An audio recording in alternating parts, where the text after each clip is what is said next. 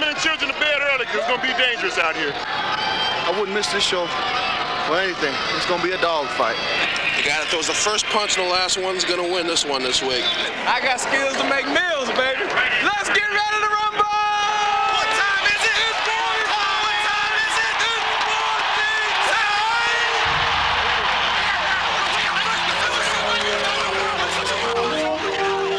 The only way to play this game is you got to get down in the dirt and get nasty. Let's go.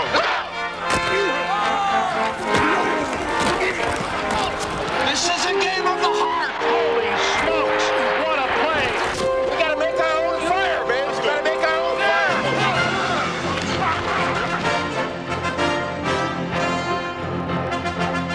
The National Football League. What a catch! What a catch! An American sporting spectacle.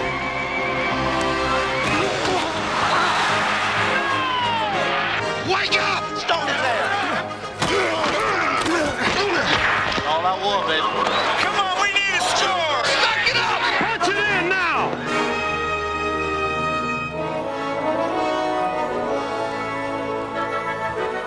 Ahead in this exclusive video, an insider's preview of the upcoming NFL season.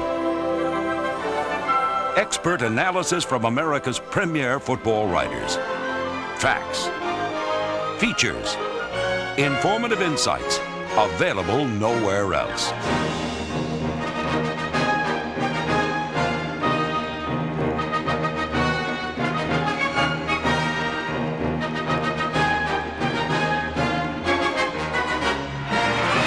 Touchdown! Oh, what a catch by Robert Brooks.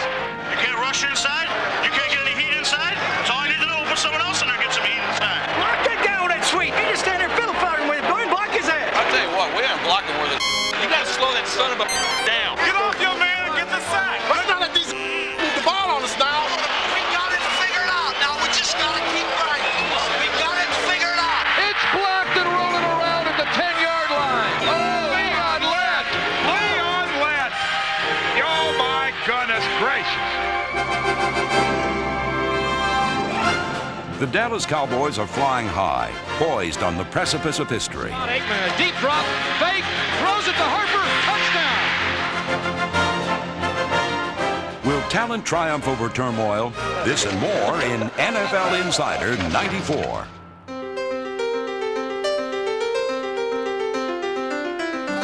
I think the real emerging player this year, the guy who will break into the top 5 quarterbacks of the league, is going to be Drew Bledsoe.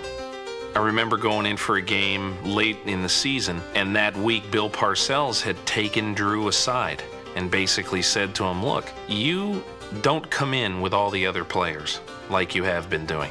I don't want you here at 8:30, 8:45. I want you here at 7:15. And I think from then on, culminating with a terrific effort in the final game of the year against the Dolphins, he really laid the groundwork for what's going to be a career that could put him in Canton before it's all over. Scott Mitchell has more of a reputation as a quarterback for fewer games played than I think anybody I've ever seen in the NFL. I can't say this about him. He has a very good putting stroke. I've seen him putt in the Dolphins locker room, and they have a 9-hole golf course laid out there with adhesive tape, and he held the club record there. So if that means anything for a quarterback, and golf usually does, and I think he'll have some success. Even though they're going to be going through a big transition, are not going to change what they do and what they do very well. I think you're going to see that the Cowboys are not going to break stride. Emmitt Smith and Michael Irvin are going to get 70% of the yards for this team. The team that's a sleeper team here, the one that I think a lot about because they've been down for so long, that's the Arizona Cardinals. Unless Dallas can maintain the energy level that they had last year, I think there are teams that could beat them, and I watch out for the Cardinals. Teams that I think might be going south, I've got to put the New York Giants up there. I don't know how they did it last year. Phil Simms is about 40 or 50 years old. The guy's had every part of his body operated on. I think that Reeves may have milked everything he can out of that team. I think the Houston Oilers are going to have a very hard time maintaining excellence in any form this year. There are an awful lot of players on that team who basically felt that 1993 was the last hurrah. I think that Houston this year will clearly be number 2 to Pittsburgh in the Central. All together, Bills fans roar! Raise them up and go for more! In the AFC, the Bills seem to have made the Super Bowl part of their schedule. AFC champs once more. Piss them off and go for 4. Basically, they said, we're going back there, Piss them off and go for 4. and you can't stop us. For 4. Piss them off and go for 4. Piss them off and go for 4. Waiting for the snap. The blitz is on. Here's a run by Thurman right up the middle and in for the touchdown. What a great call by Kelly. In my mind, that's a tremendous, inspirational story. I told my daughter the Buffalo Bills story for her bedtime story one day last year. And she said, Dad, everybody hates the Buffalo Bills. You know, why do people hate the Bills? And I said, well, I don't think you should hate the Bills. I think you should admire them. They spot the ball at the 4, first and goal. Kelly waits. Thurman runs. Breaks a tackle. Goes in for the touchdown. Thurman Thomas has scored. There was a lot of excitement in this year's Super Bowl when the Bills were ahead. It didn't last long. It turned out to be a typical 17-point loss, although I guess that's not as bad as some of the other years. But I also would love to see the Bills go one more time and win it. And I think we all, deep in our hearts, I think we all would like to see them go back and win. Then again, maybe not everybody. Keep yapping, cock. Yeah. Keep yakking while you're on your back. Don Shula's Miami Dolphins can beat the Bills, as they did decisively last year in Rich Stadium. The rain comes in harder. Marino lets it fly long. A man is there, and it's Fryer at the 10, at the 5, and he's in for the touchdown. He was wide open. Miami's fast start made Shula the NFL's all-time winningest head coach. And Dolphin fans had every reason to believe their team would unseat the Bills as division champions. But in a heartbeat, cheers turned into tears. There could be something critically wrong with Dan Marino. Marino has started 144 consecutive games, an NFL record. He is in pain. Miami's season ultimately disintegrated. They're a very competitive team without Dan Marino, but they don't have a chance to do anything good without him. The Dolphins are Dan Marino. Whatever else they may do on defense, whoever else they may bring in, a running back, wide receiver, whatever, you've got to have Dan Marino there. He makes them a potential winner in any game that they go into. Here's the snap to DeBurn. In 1972, a backup quarterback named Earl Morrall guided the Dolphins to an undefeated season. Inside the 20. Here's a pass coming up. Mitchell throws. Last year, neither venerable veteran nor prize-winning punter could save Miami. Runs down for the touchdown. How do you like that? The question, are NFL field generals losing their rank? Is the NFL facing a shortage of championship caliber quarterbacks? Quote-unquote championship caliber, there's a handful. And if you go back through the drafts the last 7, 8, 9 years and look at all the quarterbacks that have been drafted, the ones that have come out that have actually been championship caliber, there are just not that many. They're very hard to find. I think there's some other quarterbacks, if they were surrounded by better talent or were playing on one of the better teams, could also win championships. I've always felt that the top 16 or 17 guys have the ability to win and win a championship in the league. So much of it depends on the chemistry and the type of system you're in, that ability to get in the right place at the right time. What I think's happened that offensive coordinators have got away from protecting the quarterback. They're doing everybody wants to side adjust all blitzes and try to be a hero, but your quarterback gets hit by a 290-pound truck. Pretty soon their ribs are sore, their back's sore, their arms sore, and they're not as efficient as they were when they protect them. I think you got young guys now that can blow a hole in a windshield in a car if it was driving by. But do they understand the game? Do they understand how to read defenses? Are they willing to do it? Have they had the film study?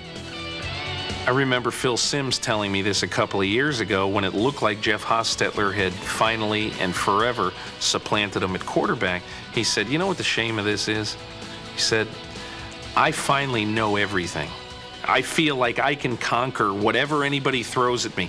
It took me a decade, you know, it took me years and years to do this. So I think that with young quarterbacks, a lot of times, they face huge, huge obstacles. Not to mention the painful learning process.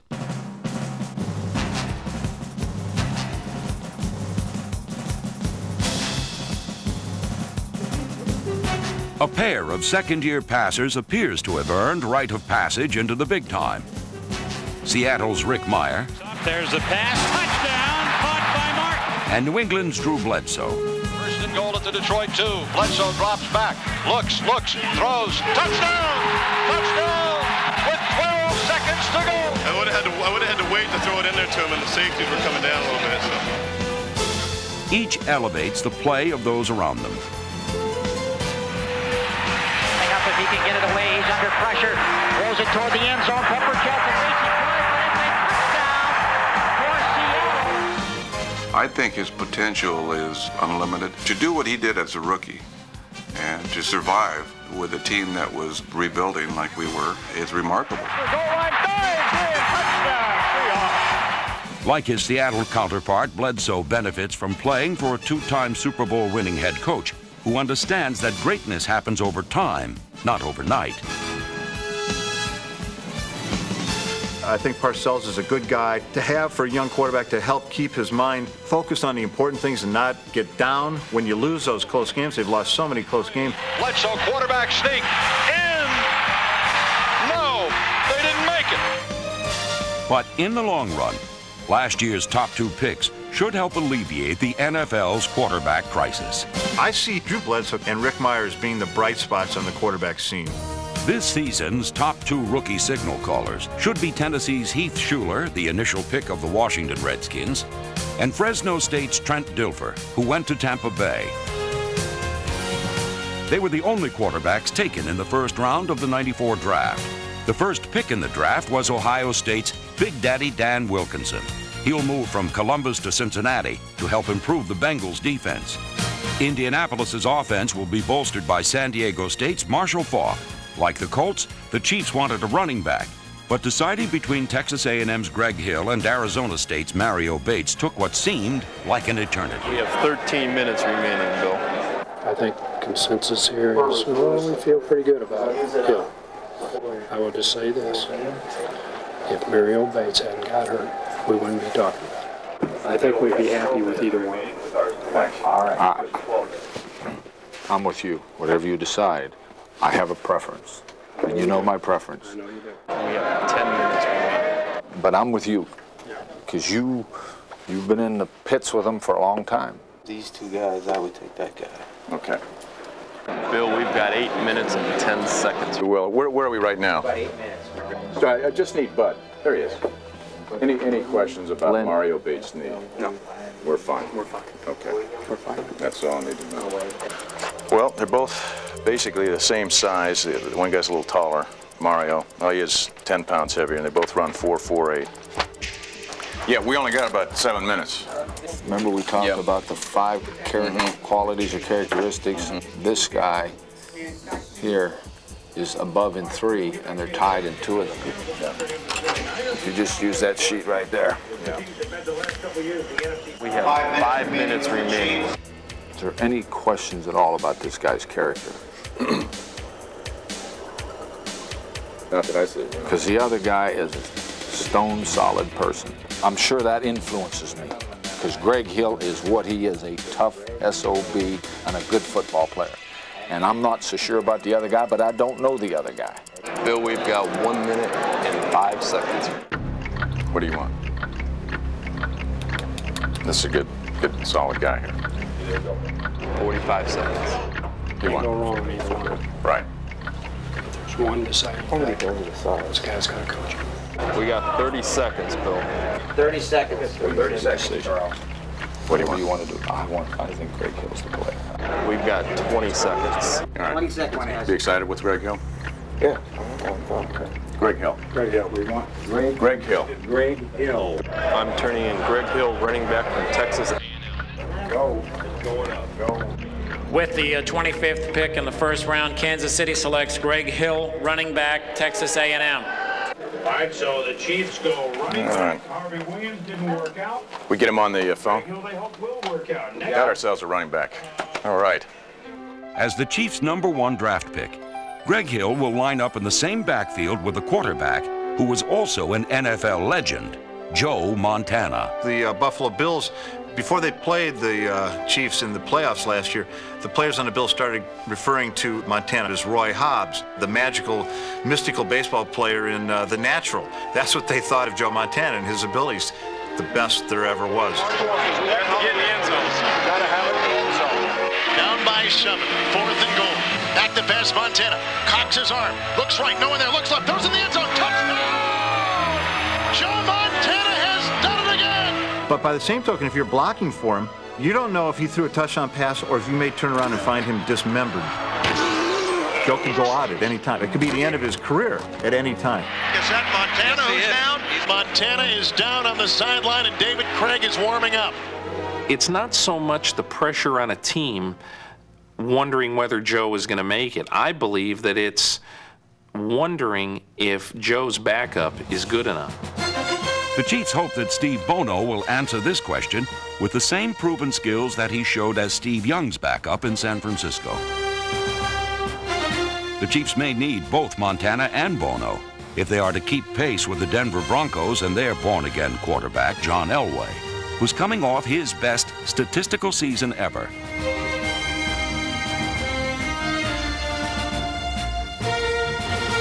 I think last year was John Elway's best season. One play at a time and make that the hardest play of the game. I don't think he can be better, much better than what he was last year. Elway, here comes the blitz. He steps away from it and lets the pass go long. He's going for a touchdown. You're kidding me. He has a lot of goals, and one of his goals certainly is to win it all, and I think that's the key thing as far as he's concerned at this time in his career. So, you know, we want to go further and have more opportunities, and he'll have a chance to do that. John Elway is a guy who deserves to win a Super Bowl championship. He's that good a quarterback. While Elway will continue his 11-year quest for a world championship, the Raiders will counter with a quarterback who has won a Super Bowl, Jeff Hostetler. He's been to a Super Bowl. He knows what that's like. The Raiders have been without a quarterback for so long. I think they might have been a little shocked this year when they had a quarterback who was pretty good. Hostetler back to throw. Pressured, runs up the middle of the 10. He's over to the right side of the 5, and he's in. His competitive nature is something that really rubbed off on our football team. They saw a guy that would go out there and get knocked down, play after play, and still get back up and want to compete. And I think it just went throughout our football team. Get out of here! Oh. Hold on.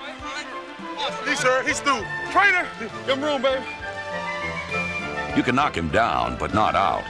And in 1994, Hostetler's toughness and leadership will make the Raiders the team to beat in the AFC West.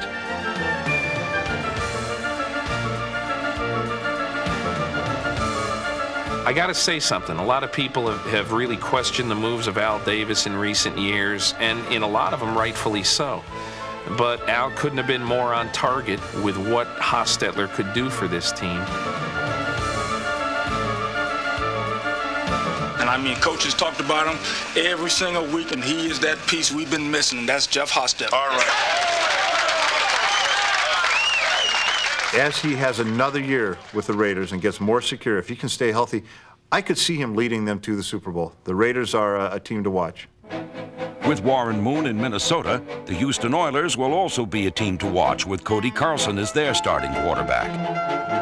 However, many of the remaining AFC quarterbacks, including San Diego's Stan Humphries, may be looking for respect more than a run at the Super Bowl. The New York Jets are banking that Boomer Esiason can still play Super Bowl caliber football, while in Indianapolis, the Colts are hoping former Bears quarterback Jim Harbaugh or former Packer Don Majkowski can simply help them improve. The Bengals' David Klingler holds the key to Cincinnati's future. While up the road in Cleveland, the Browns believe Vinny Testaverde can hold down his interception count and make the Browns serious contenders in the AFC Central. If the Steelers are to forge a title, their quarterback, Neil O'Donnell, must transform himself from laborer to master craftsman. If the team will rally around O'Donnell, then I think that he could be a guy I could see in the Super Bowl. But he's going to have to show it this year. It's about time. This year is about the point for a quarterback like him to show that he can do it. Neil O'Donnell has what it takes to be a winner. He has all those intangibles. He's a leader.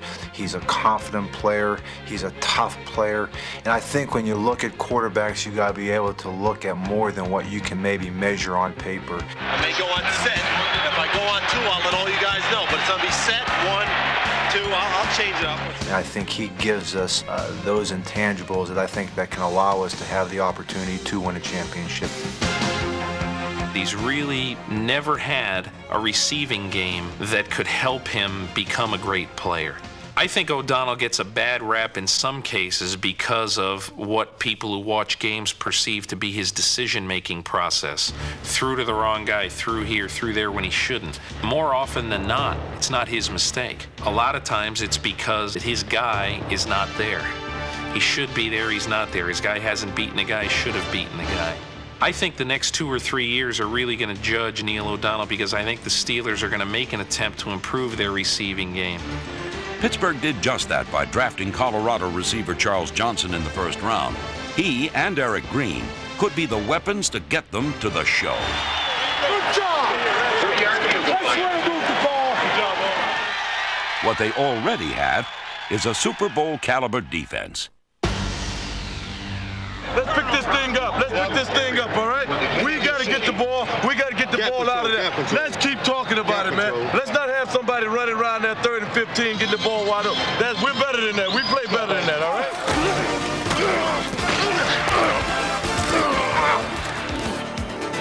right? In my mind right now, the defense on any given Sunday plays as well as any AFC defense, and most Sundays plays better.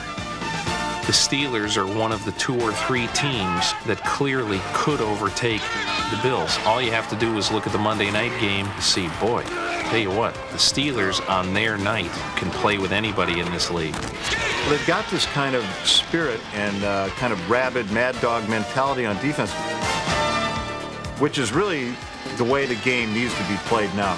Because you're not going to just come up with guys bigger and bigger than these 350-pound offensive linemen. So you want guys quicker, faster, and tougher. And that's what the Steelers have. And that's what every team wants. The new age defense. High-tech robo-defenders. Lean, mean, and fast. It's going to be a safety. I think the premium on defense is changing. It's speed. Speed. Speed. Great team speed. That's what we believe in.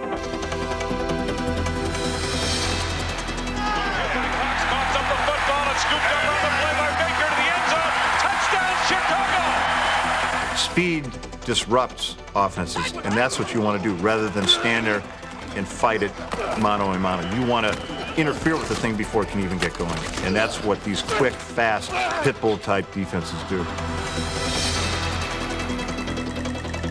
The defense has undergone a huge evolution in the last 10 or 15 years. The best, most talented athletes, big men, fast, quick, they're not going offense anymore.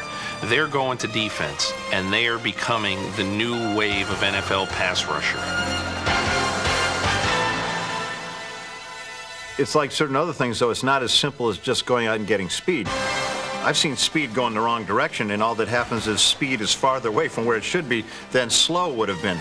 So you can't just go get the fastest guys on earth and put them out there. They'll just look like neutrons flying all over the place.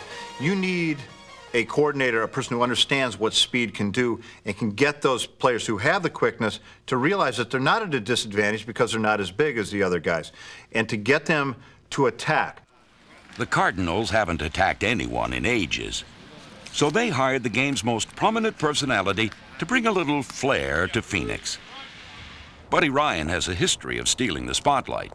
Last season in Houston, he served as defensive coordinator and helped the Oilers win the AFC Central Division title. Offenses were often dismantled by Ryan's 46 defense, and there was a reason why. Well, the Steelers had a play. It's called the Steelers Special Screen. How about the Steelers Special Screen? They knew it would work against your basic defense. O'Donnell with a fake. 2 fakes, and then passing to the left to Foster. They ran it against New Orleans. The thing worked perfectly because they had time to get it off. It went for a touchdown. It's a Pittsburgh touchdown. Now, they tried the same play against the 46 defense of Houston. Not only did they not have any time, they just got destroyed The ball gets knocked out of O'Donnell's hands, and Houston recovers. So not only does it not go for a touchdown, but it's a turnover the other way. Turnovers are what buddy ball is all about. It's buddy time. Gotta get ready. Ryan has the Cardinals bearing a new attitude as well as a new name. Down! That's 3. Good group. Down! 4. Way to work. NFC East, we taking over right now. Hey, the new Arizona Cardinals. Yeah, Dallas just enjoy it because that was it. Michael Irvin, I'm coming, baby. This aggressiveness been strapped up. is Ryan's creed. I think Buddy's whole philosophy in running the 46 is that he will sell the farm to get to the quarterback. Just make life confusing for the quarterback. He just thinks that the game revolves around the quarterback, and I've got to make life very difficult for the quarterback. I think that unless you have really good cover corners and physical safeties, the 46 isn't going to work well. But Buddy took over the ideal team in football to run the 46 with. As both head coach and general manager, Ryan calls the shots. It's going to be a lot more interesting. Never a dull moment with this team and staff. Head coach is here to see you. Show him in. What's up? We need some more players. Okay, get what you need. You're a wise man. The Cardinals got their men, free agents Seth Joyner and Clyde Simmons, the pick of the litter. I can't even get lazy around here. With the salary cap, the percentage of the payroll a team spends on free agents might determine how long a coach or a GM sticks around. You better win or it'll be our butt. Oh, we'll win. He's not a bad guy. I like him a lot. I think these next couple of years are going to be tough. You know, there's going to be older players let go just from the simple fact that the salary cap is not going to afford to let you keep them. My toughest job is going to be to hold that locker room together. It's a rent a team right now. Rent this player for a year, let him go somewhere else, and rent someone else. I can beat my fists on the tabletop or on the ground because it's been changed, or we can begin to try to bring to bear some good, clear thinking. You're going to ask people in a shorter period of time to learn to work together, and there's going to be a little bit more urgency maybe than there was in the past. Even the fans now have a difficult time. You're going to have a program to know exactly who's on, you know, whose team. And that's difficult. So it's a change for all of us, and we'll just have to wait and see. Free agency. It can be a team's curse or a team's cure. For the Giants, it dealt them a fatal blow. Let's kick off. Let's go. Let's get after it. Last year, Dan Reeves and 38-year-old Phil Simms worked miracles, and Big Blue was back in the playoffs.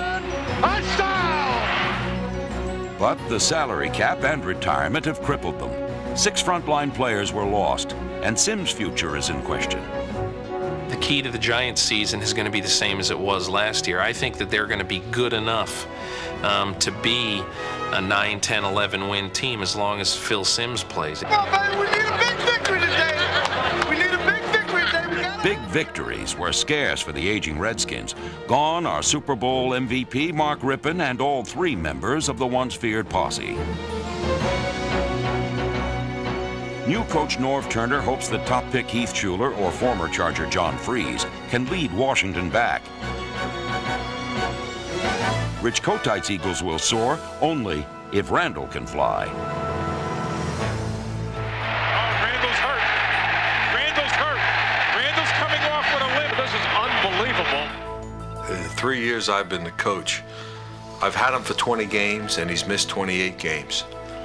He's 15-5 in the games that I've had him. He means an awful lot to us. He's extremely respected. Defenses have a real problem in defending the Eagles when he's playing. He was on his way to having his greatest year last year when he broke his leg. Bailey, who leaps and has it for a touchdown. The team ain't the same without Randall.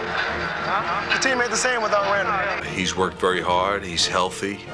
And I expect him to come roaring back, and I think he will. I'll be back, part 2. Part 1 is already over with, part 2. In Detroit, Rodney Peete, Andre Ware, and Eric Kramer took turns in the great QB Derby. Now they're all scratched, and Scott Mitchell is the horse they'll ride. Because of his $5 million signing bonus, that's going to force Wayne Fontes, who has had ridiculously happy feet with his quarterbacks, it's going to force Wayne Fontes to play this guy through thick and thin. And hey, there's going to be thin. The guy started 7 games in his career. It's not going to be all peaches and cream for this guy, even though I think he's going to succeed. I love Scott Mitchell. The last Lion quarterback to lead them to the NFC Championship was Eric Kramer, but this season, he'll trigger a brand new offense in Chicago. They are going to have an entire new offensive backfield because of free agency. They've got Eric Kramer, quarterback, who came from Detroit. They've got Merrill Hodge, came from Pittsburgh at fullback. They've got Lewis Tillman, who came as a running back. Now, when you can change a team that much, you got to wait till the season starts to see if that can come together. That may be a completely discombobulated offense, or maybe one where they say, man, we haven't been this dynamic in a long time. The Vikings aim to be more dynamic on offense, too, so they shot for the moon. Come out with a smile. Another day at the office, Warren. Another day at the office. I think Warren Moon in Minnesota is a terrific fit. Moon is a fairly egoless guy. Moon is not going to go in there and say, I need to throw for my 400. I need to throw for my 300. Hey, if Warren Moon has Phil Simms type stats and they're winning, he's going to be delirious. You know, he'll be happy. That's why I really like the acquisition of Moon, just from the standpoint that he is a missing piece on a team that doesn't have a lot of missing pieces. 6 yards and a score. In the NFC West, 3 quarterbacks with something to prove found new teams. Chris Miller is a Ram, Jeff George is a Falcon, and Jim Everett is a Saint. All 3 have been battered.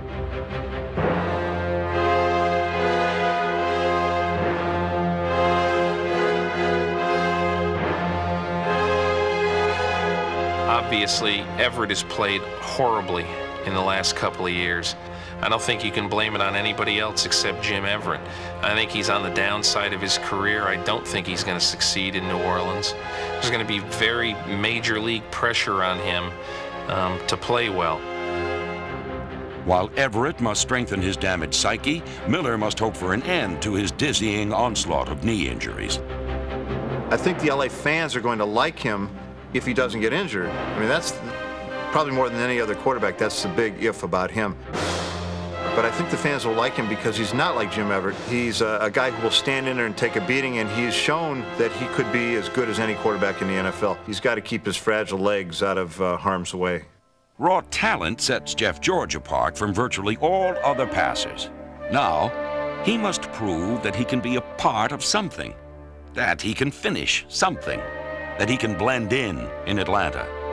I'm excited about bringing Jeff George to a new level, getting him to take the next step to being a great quarterback, and that's a challenge for me and that's a challenge for him. You know, we feel new surroundings, a new opportunity, my ability to relate with him and to try to get him to grow as a person and a quarterback, you know, I feel is a chance worth taking because, you know, he's a 1 in a million type athlete.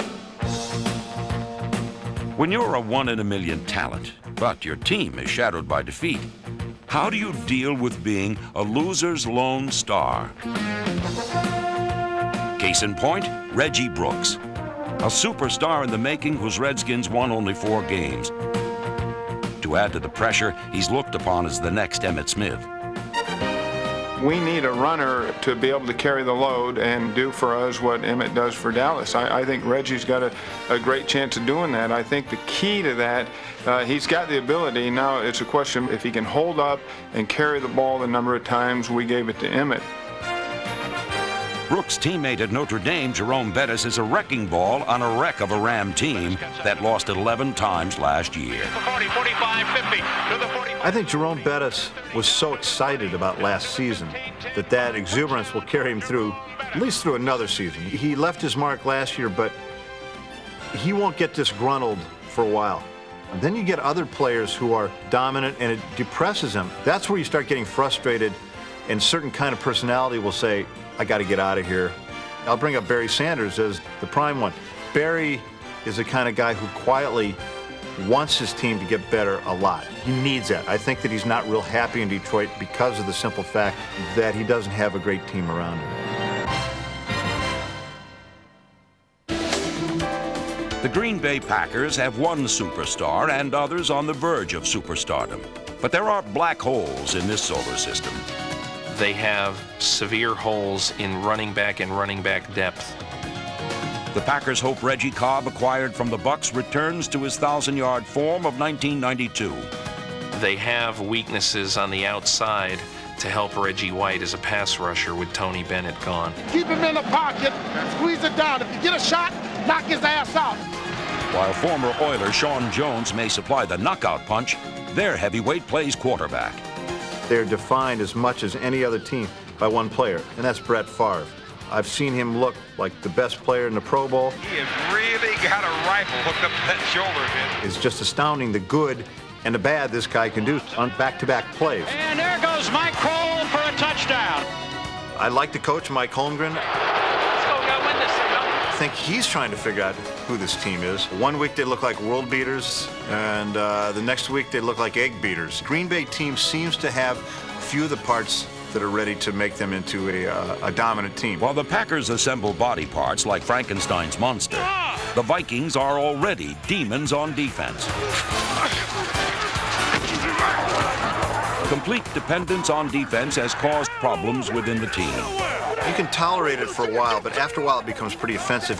That's one of the things that can just really divide and separate a team. One sack, one big play to win it. Minnesota, for one, where the defense carried that team for a lot of the season. We may not ever stop. We've been playing all January. If we get to the 40, we got to get ready to try it. Dennis Green spends a lot of time trying to keep the one unit from not getting down on the other unit. But in the playoffs, when the offense let victory slip away, management decided to address this major weakness. All of our attention focuses on our offense and not just a quarterback situation. The Vikings drafted multi-skilled David Palmer from Alabama and hope he dazzles defenses much like the Giants' versatile Dave Meggett. Hand off Robert Smith. The rehabilitation of Robert Smith's knee makes running back still a question mark. All right, Robert Smith. Woo! Red 88. Red 88. However, the acquisition of Warren Moon may be the final solution to every offensive question. While Moon may balance the power between offense and defense, the 49ers have exactly the reverse situation. Their magnificent and mighty offense is dramatically better than their beleaguered defense. On offense, they just happen to have all these weapons. Jerry Rice, the guy is great, you know, and Steve Young, just a amazing quarterback. Launches it way down the left side, Rice over the middle. He's got it. The defender falls down. Rice should be able to go into the end zone. 20-10, 15-5, touchdown, 49ers. To get the really dynamic, game-breaking defensive players, I think that's the only way that the 49ers are going to get their defense on par with their offense. We're going to win this thing on defense now. We got to go out and get it now. Let's go. What the 49ers got was All-Pro linebacker Ken Norton Jr., number 51 from the Dallas Cowboys. Then from the draft, they selected All-American Bryant Young from Notre Dame. Pairing with Young at tackle will be number 94, Dana Stubblefield, a future Pro Bowler. While slapping our defense in the face, that's what happened when you slap 11 grown men around. I want to know what it feels like to win a championship. That's what I want to know. What the 49ers want, the Dallas Cowboys already have, but uneasy rest their crown. Success is who gets the credit. Can you live without having the credit? Can you continue to work your hardest having your ego trampled on? Johnson was always going to be second banana to him. He couldn't take it anymore. He would not have been the coach he would have wanted to be had he stayed there. I hope I can do as good a job as Jimmy Johnson. That's what you're hoping, and that's damn sure what you're hoping. That's why I'm here. You're seeing already teams chip away at the Dallas veneer, and it's not just the Jimmy Johnson thing. Barry Switzer is going to let Butch Davis handle the defense totally. He's going to let Ernie Zampese do totally his thing on offense. They're going to be the Cowboys as long as they have Aikman, Smith, Irvin. Dallas at the 39, Aikman to throw. Deep left. Got his man at the 40.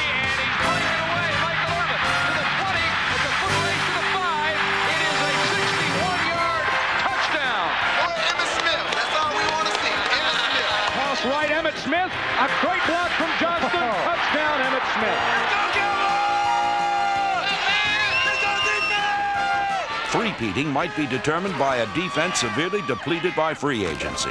Losing Jones to the Rams and in losing Casillas to Kansas City, you're going to see Lett and Maryland play bigger roles. They will be replaced, the two departed guys, but I don't think they'll be replaced in stature or ability. Touchdown, Kevin Smith, the first Dallas defense. Cowboys are going to be real interesting to watch. They've got the talent, they've got the fire. 3 years in a row could make them arguably the best team ever in the history of the NFL. Back to the Super Bowl! Yeah! Who got you? 60. Did you see him? Evidently not. You all right? Yeah. All right.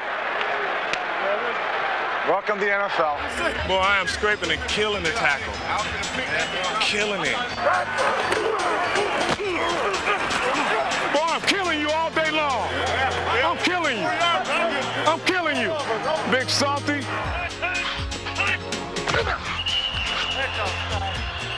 He moved. He moved. He moved. You know he didn't move. 67 moves. See, the one that could see that. Freddie broke his nose. That's what's the matter when he broke his nose. He never had a good nose anyways. You got to wrap up through there. That damn back goes for the sweep. Where your ass go? Right up through there. Make the damn play. You got somebody fresh you can put in. If you got anybody fresh, even if they're bad.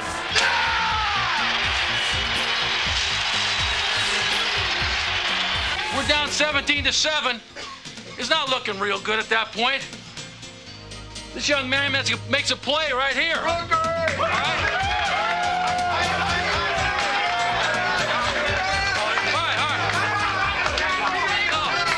I said I like the bandana, the dancing. Oh.